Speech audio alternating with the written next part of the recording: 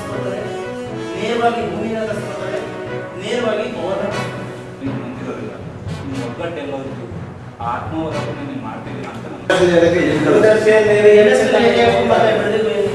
ಮಾಡ್ತಾ ಇರ್ತಕ್ಕಂಥ ಒಂದು ಅವರು ಹೇಳ್ದೇನೆ ಇದ್ರೂ ಕೂಡ ನಮಗೆ ಈಗ ಮುಂದೆ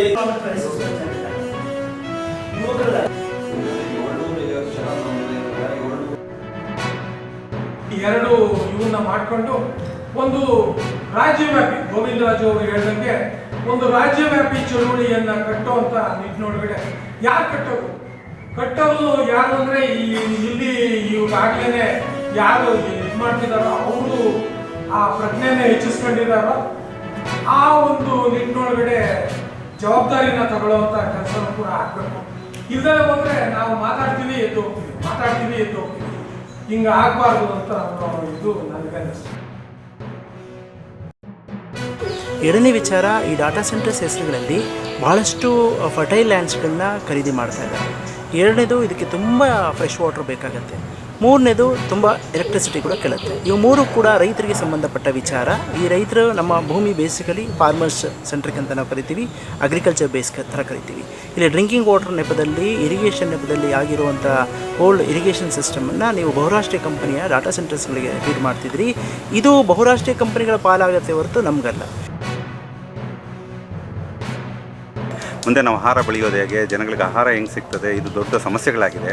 ಹಾಗಾಗಿ ಭೂಮಿ ಉಳಿಸ್ಕೊಳ್ಳೋದು ಹೇಗೆ ಮತ್ತು ನೀರನ್ನು ಉಳಿಸ್ಕೊಳ್ಳೋದು ಹೇಗೆ. ಮತ್ತು ಈಗ ಎಲ್ಲರಿಗೂ ಕುಡಿಯೋ ನೀರುಗಳಿಗೂ ಸಮಸ್ಯೆ ಇಲ್ಲ. ಯಾಕೆಂದರೆ ಬೇಸಿಗೆ ಬಂದು 6 ತಿಂಗಳ ಇರೋಂಥ ಬೇಸಿಗೆಗಳು 8 ತಿಂಗಳು 10 ತಿಂಗಳು ಬೇಸಿಗೆಗಳಾಗಿದೆ, ಕುಡಿಯೋಕ್ಕೂ ನೀರಿಲ್ಲ. ಇಂಥ ಸಂದರ್ಭಗಳಲ್ಲಿ ಅವರು ನಮ್ಮ ನೀರನ್ನೇ ಕೃಷಿಗಿಲ್ಲ, ಕುಡಿಯೋ ನೀರಿಗಿಲ್ಲ, ಇಂಥ ನೀರುಗಳನ್ನೇ ತೊಗೊಂಡೋಗಿ ಲಿಂಕ್ ಕೆನಾಲ್ ರೂಪದಲ್ಲಿ ಅಥವಾ ಬೇರೆ ರೂಪದಲ್ಲಿ ಅವ್ರನ್ನ ತೊಗೊಂಡೋಗಿ ಬೇರೆ ಕಡೆ ನೀರನ್ನು ಮಲ್ಟಿನ್ಯಾಷನಲ್ ಕಂಪ್ನಿಗಳಿಗೆ ನೀರು ಕೊಟ್ಟಿದ್ದೆ ಆದರೆ ಕೃಷಿ ಮಾಡೋದು ಎಲ್ಲಿಂದ ಮಾಡೋಕ್ಕಾಗತ್ತೆ.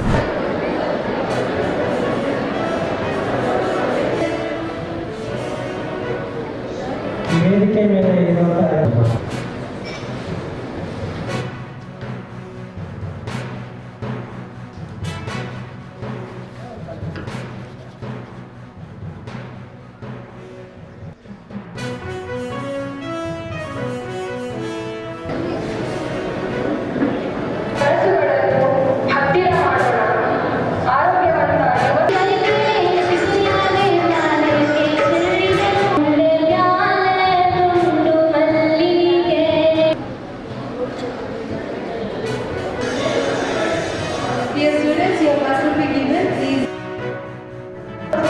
ತಗೊಂಡು ಅವರಿಗೆ ಬಾರ್ಗಳಲ್ಲಿ ಕೂಡ ಇವತ್ತು ಮಾದಕ ವಸ್ತುಗಳನ್ನು ಕೊಡ್ತಿದ್ದಾರೆ, ನಶೆ ಇರುವಂತಹ ಒಂದು ವಸ್ತುಗಳನ್ನು ಕೊಡ್ತಾ ಇದ್ದಾರೆ.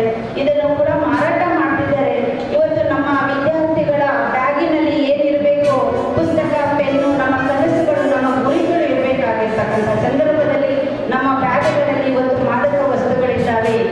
ಎಷ್ಟು ನೋವಿನ ವಿಚಾರ ಆಗಿದೆ. ಒಂದು After then, everyone, will you please communicate to your family members? So everyone, will you please aware on drugs? So our aim is drug-free India, drug-free youth. Every youth must health and fit. We need to health and fit and Viksit Bharat.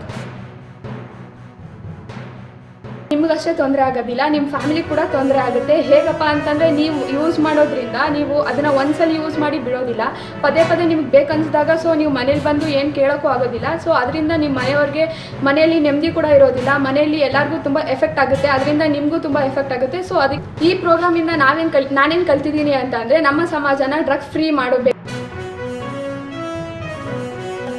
ಮತ್ತು ಕಳ್ತನಕ್ಕೆ, ಸಮಾಜಕ್ಕೆ ದರೋಡೆ ಮಾಡೋದು, ಮನೆಗಳಲ್ಲೆಲ್ಲ ದರೋಡೆ ಮಾಡೋದು, ಕಳ್ತನ ಮತ್ತು ದೊಡ್ಡ frauds ಎಲ್ಲ ಆಗ್ತಾರೆ. ಅದರಿಂದ ಇದನ್ನೆಲ್ಲ ಮಾಡ್ತಿರೋದು ಯಾರು ಅಲ್ಲ, ನಮ್ಮ ಈಗಿನ ಜನ್ರೇಷನ್ ಯುವಕರೇ ಮಾಡ್ತಿರೋದು, ನಮ್ಮ ಭಾರತೀಯ ಯುವಕರು.